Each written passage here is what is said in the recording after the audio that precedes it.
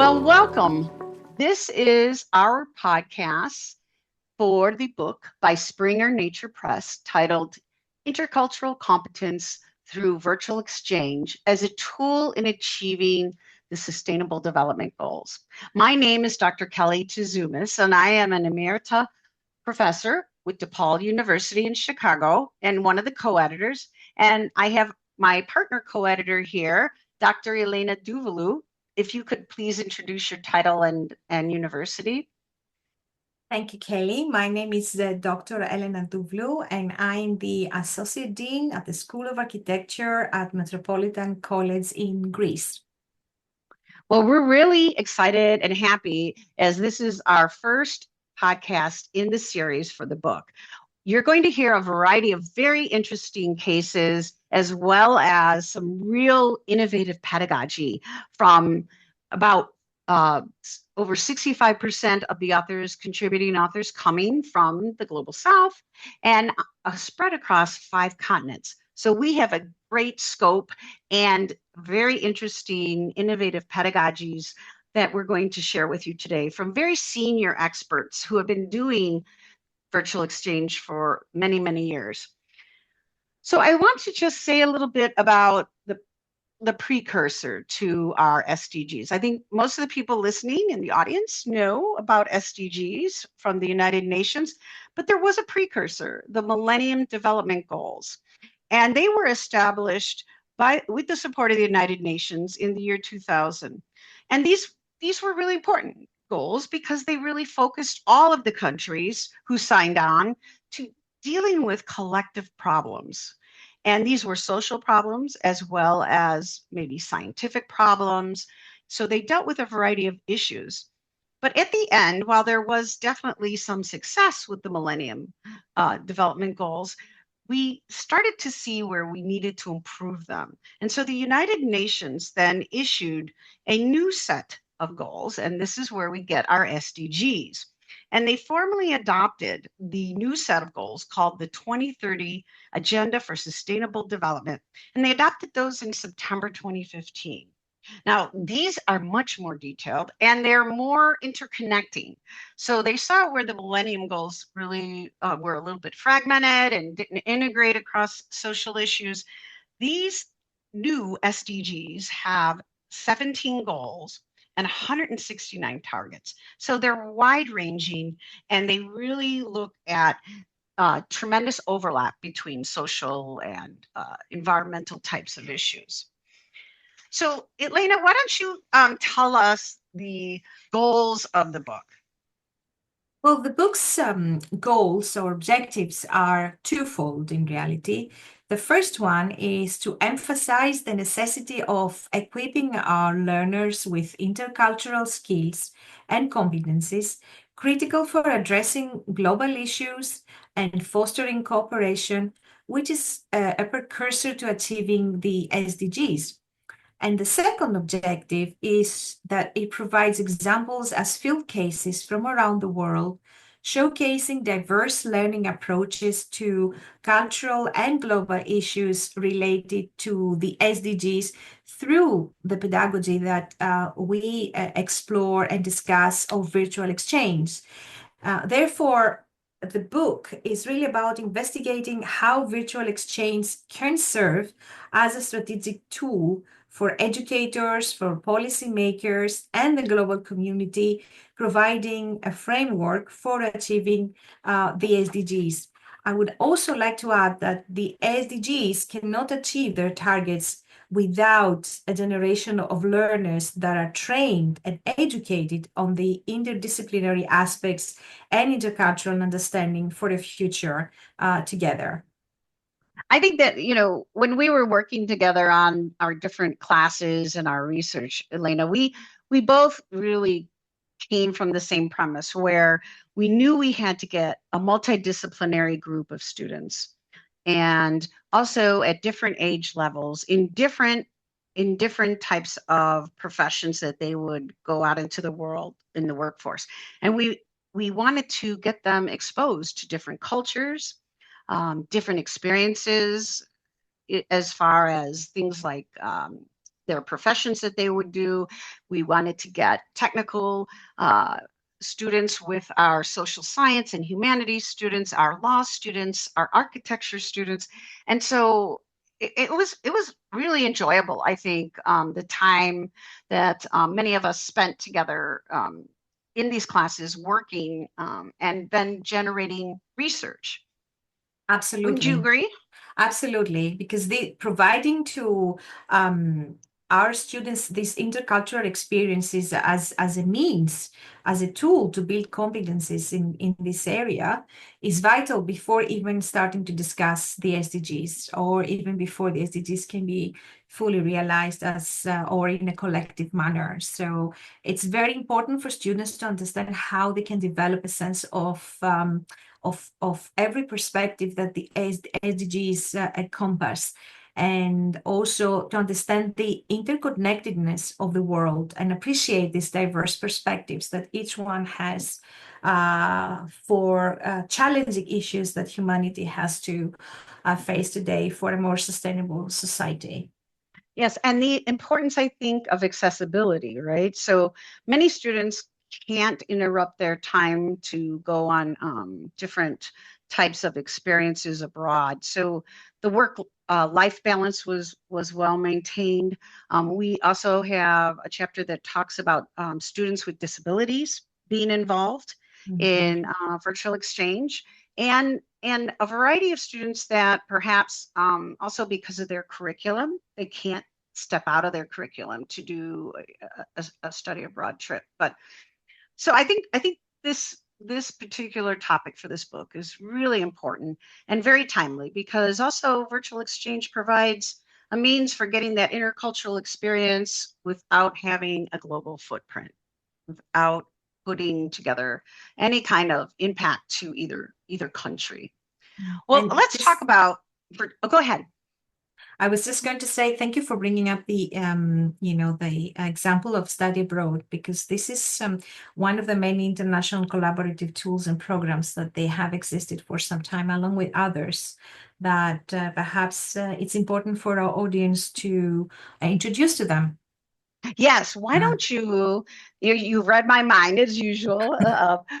Why don't you talk about the different types of international collaborative tools and programs, and then you can put virtual exchange into a context and give us, our audience, a better understanding of what is virtual exchange. Absolutely. First of all, it's important to highlight that higher education, as many of us being involved in academia, has gone through major transformations in particular in the last decade, due in large part to, first of all, global challenges and workplaces, which is always evolving in response to social, to technological and pedagogical reforms and advancements, but also due to COVID, which created a restrictive travel situation for many people and pushed the world into finding alternatives while people were actually staying at home. So higher education institutions were compelled to shift their programs online, for most of them for over 2 years as a result of the pandemic, which also posed international learners and faculty, as well as administrators mobility. This pandemic also provided an opportunity to find alternative ways that take place virtually, and encourage a sufficient number of educators and learners to support the use of technology through virtual exchanges. And this acted as a catalyst for change in the field of global experience and learning. Now, we mentioned before the study abroad, which is a long-standing approach to global learning. And this involves relocating the learner geospatially to another country for the intercultural experience. Along with traditional international study formats, such as a full-year abroad exchange programs, or semester-based abroad, or summer abroad programs, there were also short-term study abroad programs that were increasingly attractive as an option for many learners.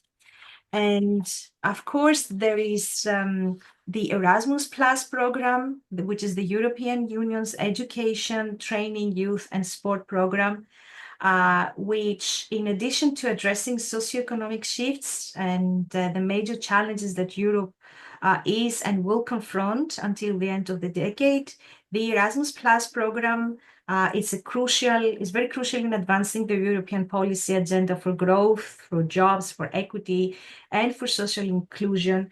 And it's a very effective instrument for encouraging participation from members of underrepresented groups like recent immigrants.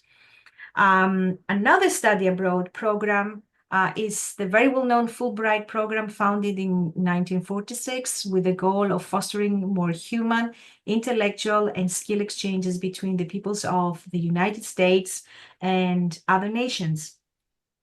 One form of virtual exchange that emerged in early 2000 in the US is known as COIL, which stands for Collaborative Online International Learning. Now, COIL is a collaborative virtual exchange with corresponding pedagogy, and it involves institutions within the US and other institutions outside the US and around the world. And it has been around for 20 years, and it represents a significant shift in higher education from being a kind of a more peripheral concept and activity primarily used in second language development to fundamental in disciplinary education. It was the term COIL originated from the State University of New York, and this is important to mention. And I would like also to discuss the GLE, the Global Learning Experience, which is part of the University of DePaul since 2014, which is another form of virtual exchange learning program and aimed at training and supporting instructors for the purposes of building and implementing a related COIL-based model of intercultural learning experiences courses, facilitated with technology between one or more institutions from the United States and at least one another global partner institution. Therefore, there are lots of tools and programs existing. I would like to frame now virtual exchanges within this context. The term virtual exchange was first adopted publicly in 2011 by the consortium titled the Virtual Exchange Coalition, or otherwise known as VEC, and is a practice supported by research that consists of sustained, technology-enabled, people-to-people education programs or activities in which constructive communication and interaction takes place between individuals or groups who are geographically separated and from different cultural backgrounds, and this is very important, with the support of educators or facilitators. And I'm underlining this because it's very important to discuss now for our audience the involvement and preparation that educators and facilitators have to put as an effort in order to structure this before it even begins. And perhaps, Kelly, you can discuss now how important it is to make that first step, how to partner with others in the visual exchange intercultural learning space. Yeah, absolutely.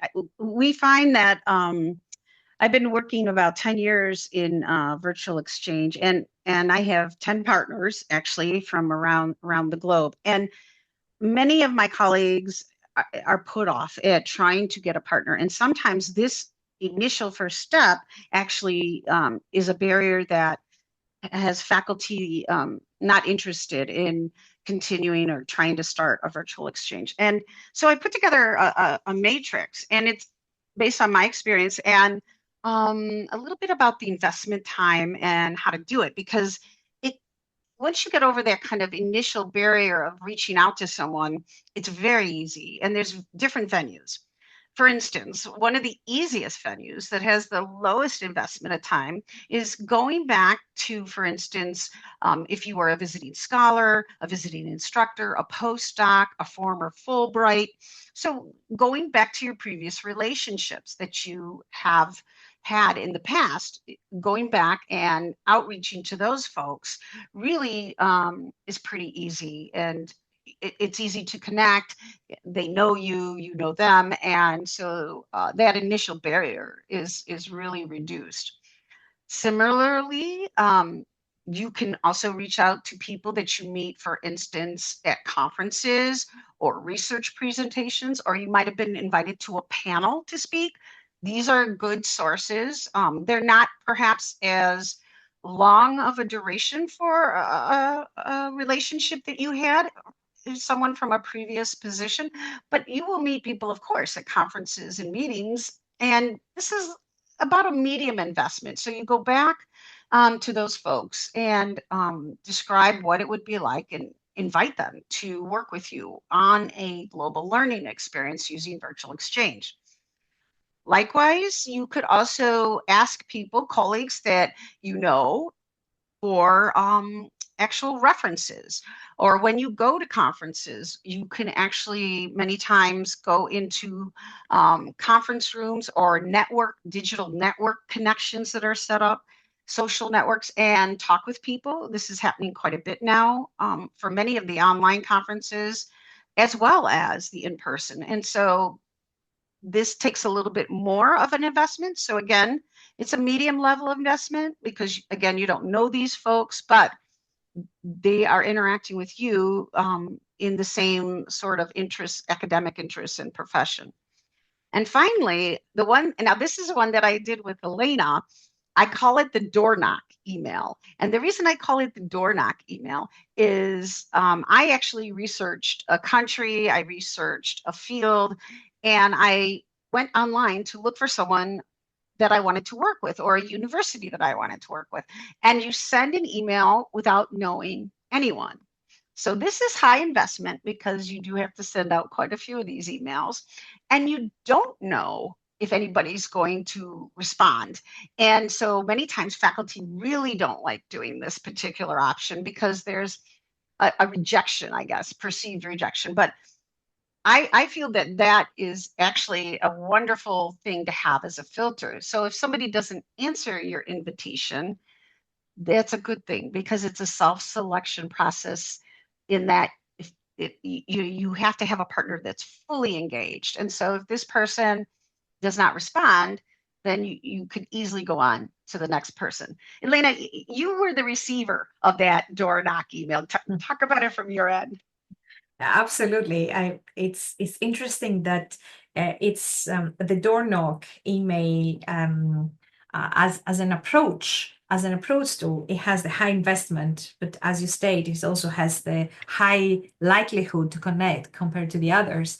And I think this was also brought us in a discussion with some of my colleagues when you visited Metropolitan College and you were asked about how do you approach your possible partners. And you said, well, actually, when I do the door knock email, the ones that are going to respond, they are the ones that are going to work with you.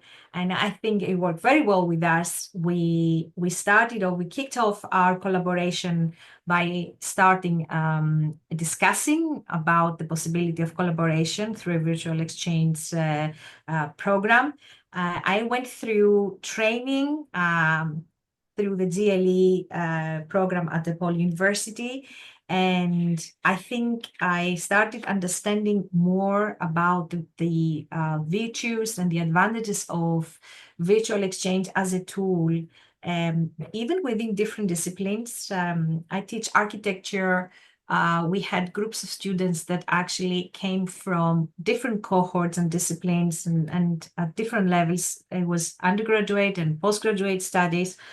But we managed to go through everything smoothly with your leadership management. And actually, I think this is a very good point now, perhaps discuss those different steps of this virtual exchange schematic that you have established over the years so well, and that takes the learners as well as the facilitators very smoothly from one step to the other. Okay. And I think this was really developed at DePaul after the best practices for virtual exchange. And there's tremendous overlap with the COIL model. But there is a specific schematic that we use in global learning experiences that has proven to really work for the students and the faculty member. And so it starts with, after you actually pick a faculty member and you both come on board, then you get some training at your university who is sponsoring global learning exchanges through virtual exchange. And so the first thing that you do when you sit down to actually design your course is you work together with your other faculty member and you work on a syllabus, you plan out learning outcomes, you schedule, you deal with time changes, and you look at what the intersection for assignments will be. So there is no grading of the other university students' work. You only grade your home institution. You keep your syllabus, okay? And so while you have an intersection of assignments that the students work on, and you set up meetings and different activities, the grades stay at the home institution. And so this keeps things very clean in terms of administration, and all of the final grades, all of the activities are included in the separate syllabi from each university. Well, then the first thing after, the course begins, the students have to go through intercultural training. And so what we do is there's a series of 3 to 4 online free self-assessments that each student does as part of their assignment, and they write a reflection on this afterwards. And they take a look at their communication style, they take a look at different countries' communication style, and these assessments really help prepare the students before they interact with students from another culture or another a nation. And so the students do this as part of their assignment, and then they get ready and preparing for the first meeting. We have the students go through 2 initial meetings together, and that's without the faculty members. We do scaffolding to prepare them for these. It's done on Zoom. We actually, because we'll have 2 to 3, 4 countries in a particular virtual exchange, we actually set up a Google Doc with time zones in there, so that students sign up for an individual time zone, and they use primarily, I think they use Zoom, but anything that they wanted to use, whether it's WhatsApp or they can even use Facebook time, anything that gives them a face-to-face virtual type of experience. So the first meeting is called the icebreaker meeting, and this is where we try to get that initial awkwardness out of the way. And so students are given some questions, but they're basically talking about whatever they want to talk about, whatever's going on in the world, what's going on in their life. And there happens to be a lot going on in the world in the last several years. And so our students talk for about 30 to 45 minutes, and we never have a problem with them not having something to talk about. And so they, at the same time, are reading materials about the other country, the other school, the other instructor. And so then the students get to chat, and it really helps having this icebreaker meeting. Again, they write a reflection, a discussion board when they come back after that meeting. And then the second meeting happens, and the second meeting is a little bit more structured.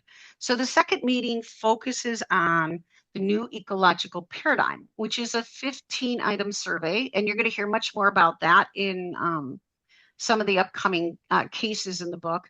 And this new ecological paradigm 15-question survey has been around since the 1970s and used to help understand people's worldviews on the environment and sustainability.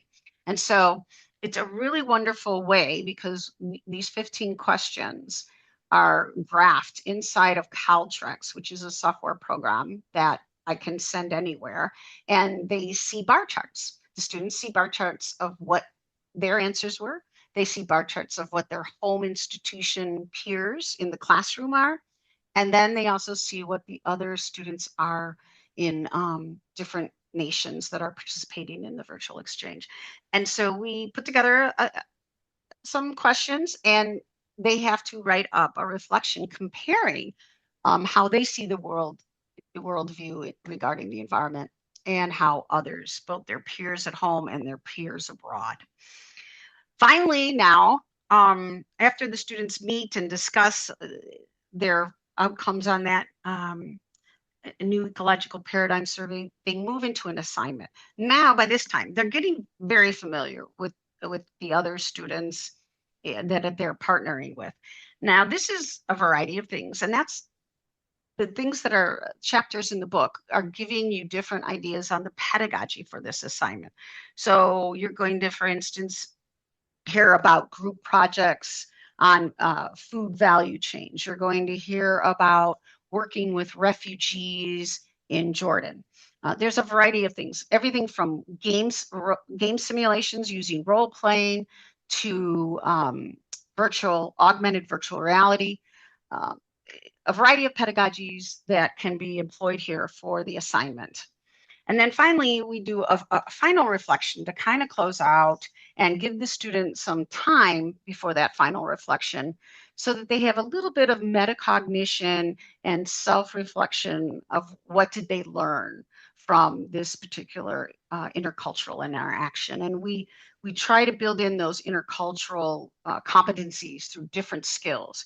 It can't happen all in one class, but certainly as the students go through their different classes that have different virtual exchange experiences, they're collecting a skill set. Now, I started to get into some of the cases. Elena, let's tell the audience this is the most exciting part of the book is all of these outstanding cases from top experts in virtual exchange. So tell us more about that. There's a wonderful selection of field cases, and we will have the opportunity to discuss some of this pedagogy and methodology in the next podcasts. We have environmental worldviews discussed with the new ecological paradigm, Kelly, as you mentioned before, used as a survey instrument to compare the different environmental worldviews that shape our attitudes and our behaviors towards sustainability. In that particular chapter, the authors use a quantitative approach and find that it's critical to understand the similarities as well as the differences measured by the NEP as part of the virtual exchange intercultural preparation before the collaborative work begins by learners. In another chapter, the authors explore the significance of intercultural competencies with linkages to achieving global citizenship education and its role in advancing the SDGs. They use experience of working in Japan and the Netherlands, and they highlight the importance of intercultural competencies and with the purpose for fostering intercultural understanding and collaboration, promoting sustainable development.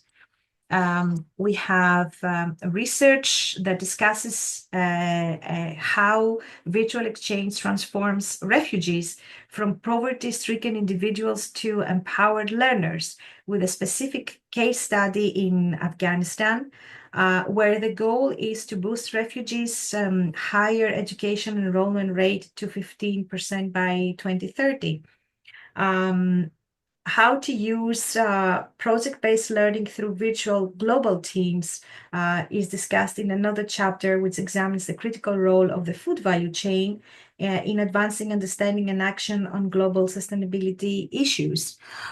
Or in another chapter that the authors explain how they use game simulations through role-playing, which is one of the more enticing experiences for the learner, especially with global partners involved, highlighting how the learners practice their intercultural skills and knowledge real-time in a simulation regarding issues surrounding implementation of the SDGs.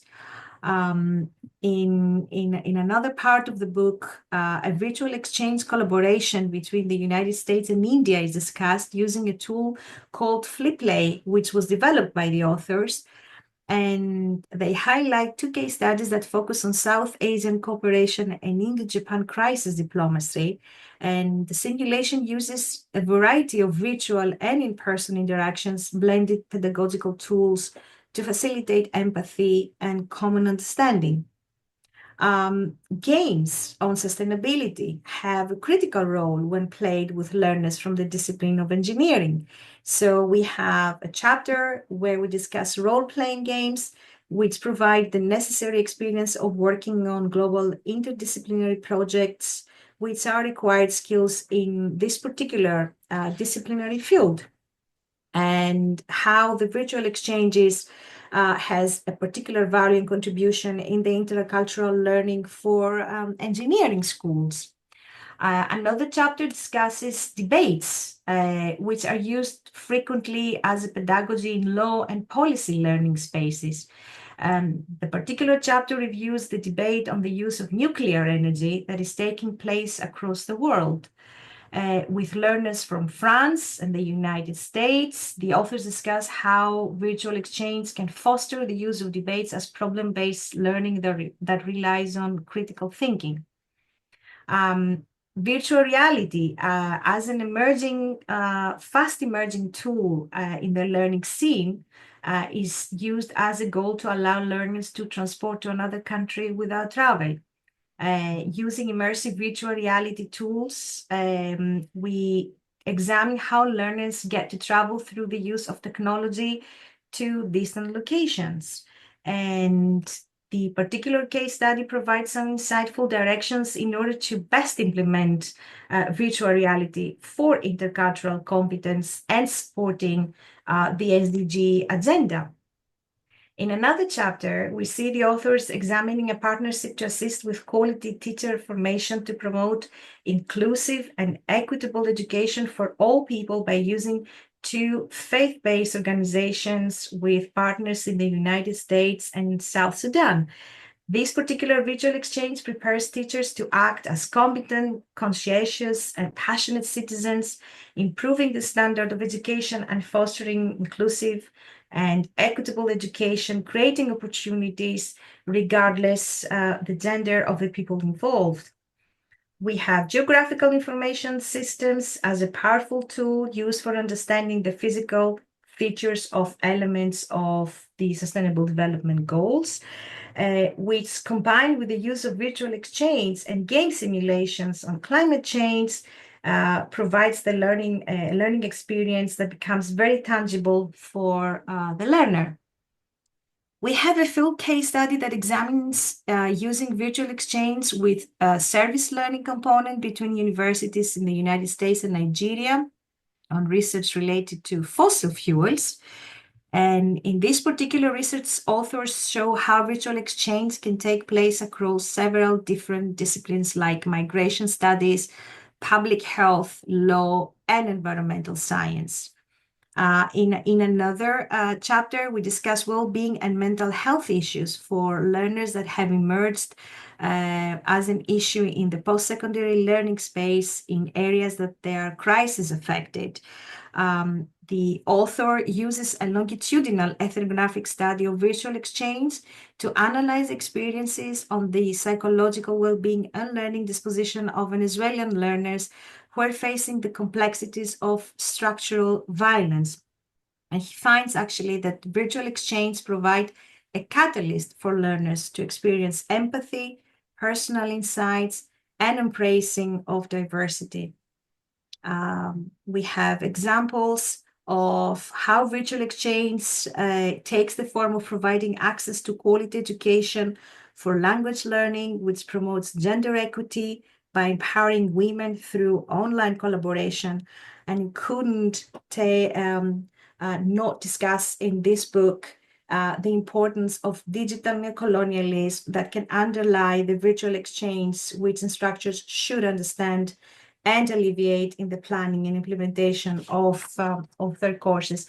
Therefore, we have very important chapters where the author discuss the ideas and culture promoted by technology, which often mirror the values of economically and politically powerful groups, yielding technology as a tool to reinforce elitism and, of course, stereotyping ideologies. But I would like to add to this that these field cases, demonstrate some of the best practices of using virtual exchange for intercultural learning with a focus on various sustainable development goals. This book is a very diverse collection of cases ranging across 5 different continents, with contributions from approximately 65% from the Global South, and it includes the participation of the largest indigenous nation in North America. It also includes contributions on learners with disabilities, who are often not included in the intercultural learning research, and they reflect a range of mixed methodologies in their approaches, and this is very important to note. And I think that was a wonderful overview, and you can see the diversity that we have in the different topics, as well as the different countries, as well as the different contributing authors. All of our authors in this collection are very experienced, with many years of implementing virtual exchange. And so I think we have put together a really nice book that will give you a sound background of some of the high impact and best practices in virtual exchange. And I would like to just reiterate what you said at the end, Elena. We are also, as instructors, very conscientious and very sensitive to not replicating some of the same discriminatory stereotypes that we may have in the classroom or may have across countries into the digital space. And so what we do not want to do is replicate what we call a neo-colonialism type of approach that we just take into our virtual exchange digitally. And we do, as Elena said, we have a great chapter that kind of discusses the importance of those concepts.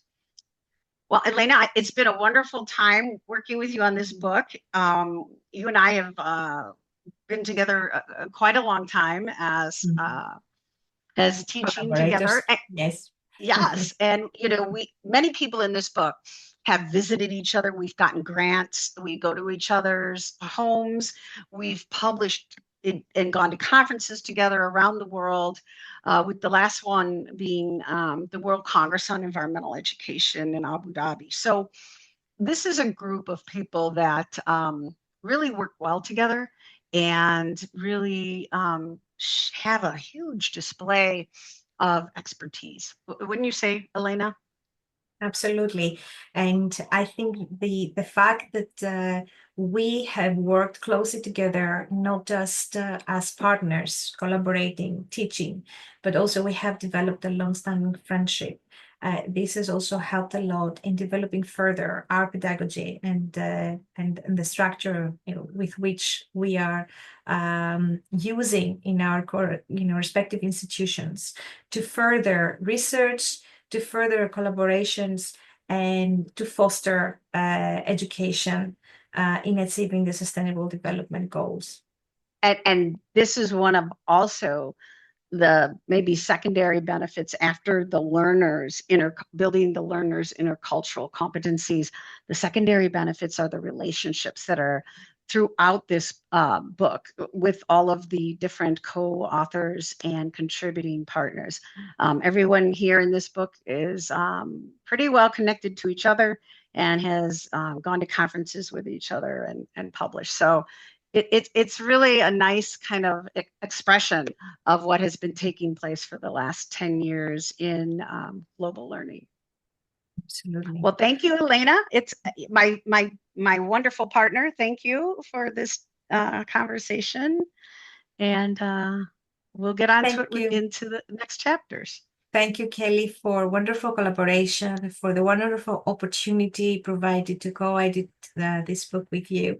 And I hope our audience is going to enjoy this podcast as much as the forthcoming podcasts on the various field cases and pedagogies and methodologies used.